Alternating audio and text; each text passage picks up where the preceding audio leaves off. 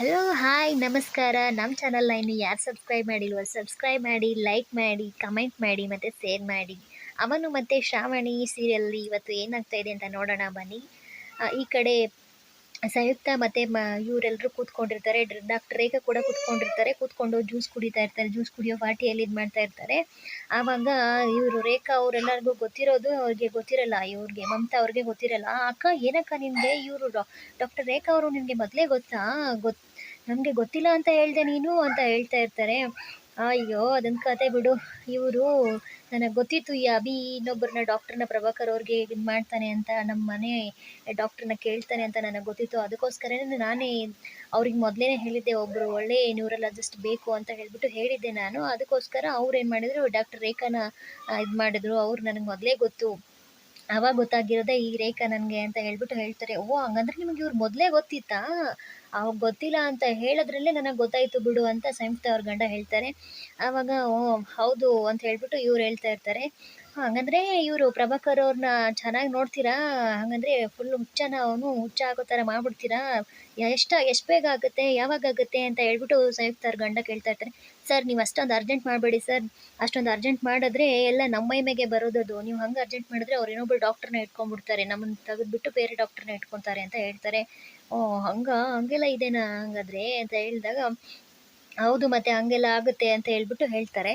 ಈ ಕಡೆ ಡಾಕ್ಟರ್ ರೇಖಾ ಮತ್ತು ಇವರು ಮಾತಾಡ್ತಾ ಇರ್ತಾರೆ. ಏನು ಸಂಯುಕ್ತ ಚೆನ್ನಾಗಿದೆ ಅಲ್ವಾ ಪ್ಲ್ಯಾನು ಅಂತ ಅಕ್ಕ ಏನಕ್ಕ ನೀವು ಇಷ್ಟೊಂದು ಚೆನ್ನಾಗಿ ಪ್ಲ್ಯಾನ್ ಮಾಡಿದ್ದೀರಾ, ಗೊತ್ತೇ ಆಗಲಿಲ್ಲ ನನಗೆ. ನೀವು ಡಾಕ್ಟರ್ ರೇಖಾನ ಯಾವಾಗ ಮೀಟ್ ಮಾಡಿದ್ರಿ, ಯಾವಾಗ ಇದೆಲ್ಲ ಆಯಿತು ಅಂತ ಕೇಳ್ತಾರೆ. ಅದು ಹಾಗೆ ಆಯಿತು ಬಿಡು, ಡಾಕ್ಟರ್ ರೇಖಾ ಅವ್ರು ನನಗೆ ಮೊದಲಿಂದಾನು ಇದ್ದು ಅಂತ ಹೇಳ್ತಾರೆ. ಆ ಕಡೆ ಎಲ್ಲರೂ ಅಭಿಯವರೆಲ್ಲರೂ ಸೇರಿಬಿಟ್ಟು ಅವ್ರ ಅಜ್ಜಿ ಮನೆಗೆ ಹೋಗಿರ್ತಾರೆ. ಅಜ್ಜಿ ಮನೆಗೆ ಹೋದಾಗ ಅವರು ಫುಲ್ಲು ಅಜ್ಜಿ ಹೊರಗಡೆ ಬರುತ್ತೆ. ಏನ್ರೋ ನಿಮ್ಗೆ ಯಾರಿಗೂ ನಾನು ನೆನಪೇ ಆಗಲಿಲ್ವಾ, ಇಷ್ಟು ದಿನ ಆದರೂ ನೆನಪೇ ಆಗಲಿಲ್ವಾ ನಾನು, ಇವಾಗ ನೆನಪಾದ್ನ ನಾನು ಅಂತ ಕೇಳ್ತಾ ಇರ್ತಾರೆ. ಅದು ಹಂಗಲ್ಲ ಅಮ್ಮ ಅಂತ ಹೇಳ್ತಾ ಇರ್ಬೇಕಾದ್ರೆ ಈ ಕಡೆ ಇವರು ಶ್ರಾವಣಿ ಅವರಮ್ಮ ಅಂದರೆ ಅಭಿ ಹಳೇಂದ್ರೆ ನೋಡ್ರಿ, ಇವರು ನಮ್ಮ ಚಿಕ್ಕಮ್ಮ ಅಂತ ಇವರೆಲ್ಲರನ್ನು ಪ್ರೀತಿಯಿಂದ ಚಿಕ್ಕಜ್ಜಿ ಅಂತ ಕರೀತಾರೆ. ಇವರು ನಮ್ಮ ಮದುವೆ ಇವರೆಲ್ಲ ನಮ್ಮನ್ನ ಎಲ್ಲರನ್ನೂ ಸಾಕಿರೋದು ಇವರೇ, ನಮ್ಮಮ್ಮ ಅದಿಲ್ಲದೆ ಇರುವಾಗ ಅಂತ ಹೇಳ್ತಾ ಇರ್ತಾರೆ. ಹೌದಾ ಅಜ್ಜಿ ನಮಸ್ಕಾರ ಅಂತ ಇವ್ರು ಹೇಳ್ತಾರೆ. ಏನು ಗೊತ್ತೇ ಆಗಿಲ್ವಾ ನಿಮಗೆ, ಇಷ್ಟು ದಿನ ಆದರೂ ನೆನಪೇ ಆಗಿಲ್ಲ, ಮದುವೆ ಮಾಡ್ಕೊಂಡು ಹೋದವರು ಇವಾಗ ನೆನಪಿಸ್ಕೊಂಡಿದ್ರಾ ನನ್ನನ್ನು ಅಂತ ಕೇಳ್ತಾ ಇರ್ತಾರೆ.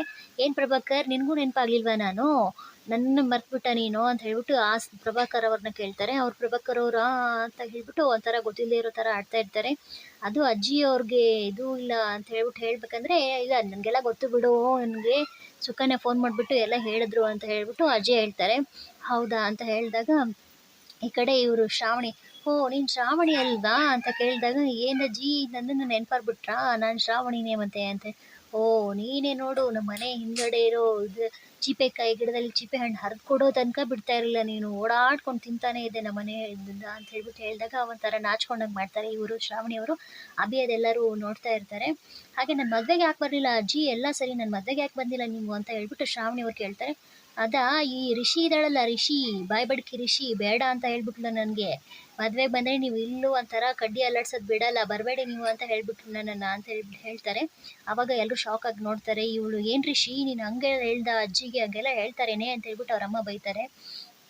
ಬೈದಾಗ ಈ ಕಡೆ ಎಲ್ರಿಗೂ ಒಂಥರ ಎಲ್ಲರೂ ಬೈಯೋ ಥರನೇ ನೋಡ್ತಾ ಇರ್ತಾರೆ.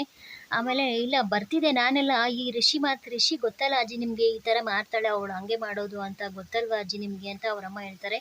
ಅಯ್ಯೋ ನಾನು ಅವಳ ಮಾತಿಗೆ ತಲೆ ಕೆಡ್ಸ್ಕೊತಿರ್ಲಿಲ್ಲ ಬಿಡು, ಬರ್ತಿದ್ದೆ ಬಟ್ ಬಸ್ ಕೈ ಕೊಡ್ತು, ಏನು ಮಾಡೋದು ಅಂತ ಹೇಳಿದಾಗ ಏನು ಪ್ರಭಾಕರ್ ಇನ್ನೂ ನೆನಪಾಗ್ಲಿಲ್ವಾ ನಾನು, ನಿನಗೆ ನೆನಪಾಗ್ಬೇಕು, ಮೊದಲು ನೋಡು ಸುಕನ್ಯನ ಮದುವೆ ಆಗಿಬಿಟ್ಟು ಹೊಸ್ತ್ರಲ್ಲಿ ಬಂದಿದ್ದೆಲ್ಲ, ನಮ್ಮನೆಗೆ ಇಲ್ಲಿ ಬಂದಾಗ ಇಲ್ಲೇ ಇದ್ದರೆ ಚೆನ್ನಾಗಿರುತ್ತೆ ಅಂತ ಹೇಳ್ತಾ ಇದ್ದೆ ಅಲ್ವಾ, ಇವಾಗೇನು ನೆನಪಾಗ್ಬಿಟ್ಟಿದೆಯಾ ಎಲ್ಲ ಅಂತ ಹೇಳ್ತಾರೆ. ಇಲ್ಲ ಬಿಡಿ ಅಜ್ಜಿ ಅವ್ರು ನೆನಪಿಲ್ಲ ಅಂತ ಹೇಳಿದಾಗ, ಇಲ್ಲ ನಾನು ನೆನಪು ತರಿಸ್ತೀನಿ, ನನ್ನನ್ನು ನೆನಪಾತ್ ಮಾಡ್ಕೊತಾನೆ ಅಂತಾನೆ ನಾನು ಇಲ್ಲಿಗೆ ಬನ್ನಿರಿ ಅಂತ ಹೇಳಿರೋದು, ಅಲ್ಲಿ ಹೋಗೋ ಅಷ್ಟರಲ್ಲಿ ನನ್ನನ್ನು ಚಿಕ್ಕತ್ತೆ ಅಂತ ಕರೆದ್ಬಿಟ್ಟೆ ಹೋಗೋದು ಅವನು ಅಂತ ಹೇಳ್ತಾರೆ ಅಜ್ಜಿ.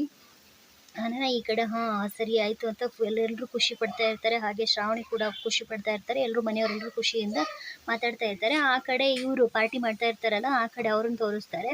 ಅವ್ರನ್ನ ತೋರಿಸಿದಾಗ, ಏನಕ್ಕ ಫುಲ್ಲು ಪ್ರಭಾಕರ್ ಅವ್ರನ್ನ ಫುಲ್ಲು ಹುಚ್ಚಿಡ್ಸ್ಬಿಡೋದಾ, ಬೇಗ ಆಗುತ್ತಾ ಕೆಲಸ, ಹೆಂಗೆ ಏನು ಅಂತ ಕೇಳ್ತಾ ಇರ್ತಾರೆ. ಓ ಅಷ್ಟು ಬೇಗ ಹೆಂಗಾಗುತ್ತೆ ಎಲ್ಲ ಪ್ರೊಸೀಜರ್ ಪ್ರಕಾರ ಇರುತ್ತಲ್ವಾ, ಹುಚ್ಚ ಆಗ್ಬೋದು, ಆದರೆ ಅಂತ ಹೇಳ್ತಾರೆ. ಈ ಕಡೆ ಇವರು ಸಂಯುಕ್ತ ಗಂಡ ಆದ್ರೇನೂ ಇದೇನಾ ಇದರಲ್ಲಿ ಅಂತ ಕೇಳ್ತಾರೆ. ಹ್ಞೂ ಮತ್ತೆ ಇದು ಆದರೆ ಅಂದರೆ ಇವಾಗ ಕನ್ಫರ್ಮ್ ಆಗಿ ಹುಚ್ಚ ಆದರೂ ಕೂಡ ಮೆಮೊರಿ ಲಾಸ್ ಆಗಿರೋದು ಮತ್ತೆ ಮೆಮೊರಿ ಬರ್ಬೋದು ಅವ್ರಿಗೆ, ಅದು ಹೇಳೋಕ್ಕಾಗಲ್ಲ ಅಂತ ಹೇಳ್ತಾರೆ. ಅಯ್ಯೋ ಅಂದರೆ ನಂಬಿಕೆ ಇಟ್ಕೊಳ್ಳೋಕ್ಕಾಗಲ್ವಾ, ನಂಬಿಕೆ ಅಂದರೆ ಇಲ್ಲಿ ಇದನ್ನೇ ಇಲ್ವಾ ಅಂತ ಹೇಳ್ತಾರೆ. ಆವಾಗ ಹಂಗೆ ಅಂದ್ಕೊಂಡ್ರೆ ಹೆಂಗೆ, ಡಾಕ್ಟ್ರ್ ಆದವ್ರಿಗೆ ಕೆಲವೊಂದು ಇದು ಆಗುತ್ತೆ. ಎಲ್ಲನೂ ನೋಡಿದಾಗ ಕೆಲವೊಂದು ಸತಿ ಎಲ್ಲ ಕರೆಕ್ಟಾಗಿ ನೋಡಿದಾಗೆ ಕೆಲವೊಂದು ಪೇಷಂಟ್ಗಳು ಸತ್ತೋಗ್ತವೆ. ಇನ್ನೇನು ನೋಡಿರಲ್ಲ ಒಂದೊಂದು ಸತಿ ಬದುಕ್ಬಿಡ್ತವೆ. ಆ ಥರ ಇರುತ್ತೆ, ಏನು ಮಾಡೋಕ್ಕಾಗಲ್ಲ. ನಾವು ಎಲ್ಲ ರೀತಿಯಿಂದ ಚೆಕ್ ಮಾಡ್ತೀವಿ ಅಲ್ವಾ, ಹೋಪ್ ದೇವ್ರ ಮ್ಯಾಗೆ ಇಡಬೇಕಾಗುತ್ತೆ ಅಂತ ಹೇಳ್ಬಿಟ್ಟು ಇವ್ರು ಡಾಕ್ಟರ್ ರೇಖಾ ಹೇಳ್ತಾರೆ. ಓಹ್! ಹಾಗೆ ರೇಖಾ ಅವರು ಕನ್ಫರ್ಮ್ ಆಗಿ, ಬಟ್ ಎಲ್ಲ ಏನೇ ಆದರೂ ಕೂಡ ಕನ್ಫರ್ಮ್ ಆಗಿ ಪ್ರಭಾಕರ್ ಹುಚ್ಚ ಆಗೋದು ಮಾತ್ರ ಕನ್ಫರ್ಮು ಅಂತ ಹೇಳ್ತಾರೆ. ಇಲ್ಲಿಗೆ ಈ ಸಂಚಿಕೆ ಮುಕ್ತಾಯವಾಗಿದೆ. ಮುಂದಿನ ಸಂಚಿಕೆಯನ್ನು ನೋಡಲು ನಮ್ಮ ಚಾನಲ್‌ನ ಸಬ್ಸ್ಕ್ರೈಬ್ ಮಾಡಿ, ಲೈಕ್ ಮಾಡಿ, ಶೇರ್ ಮಾಡಿ ಮತ್ತು ಕಮೆಂಟ್ ಮಾಡಿ. ಥ್ಯಾಂಕ್ ಯು, ಧನ್ಯವಾದಗಳು.